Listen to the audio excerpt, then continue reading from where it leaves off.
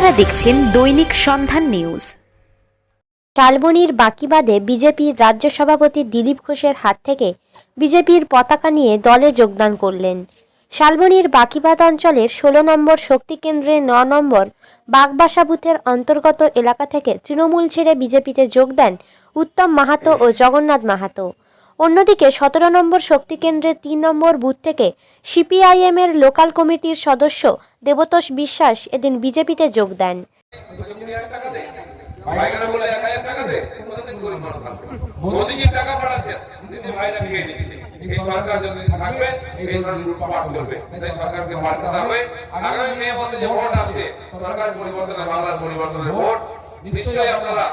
নিজের ভোট নিজে দেবেন, কেউ চমকাতে ধমকাতে পারবে না। কেন্দ্রের পুলিশ আসবে, সেন্ট্রাল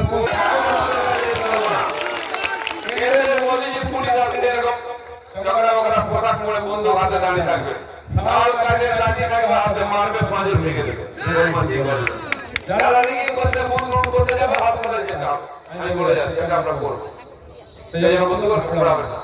বাংলার পরিবর্তনের জন্য আমাদের ছেলে মেয়েদের ভবিষ্যৎ পরিবর্তনের জন্য ভোট হবে। আপনারা আসুন, বন্ধ করে ভোট দিয়ে বিজেপিকে জেতান।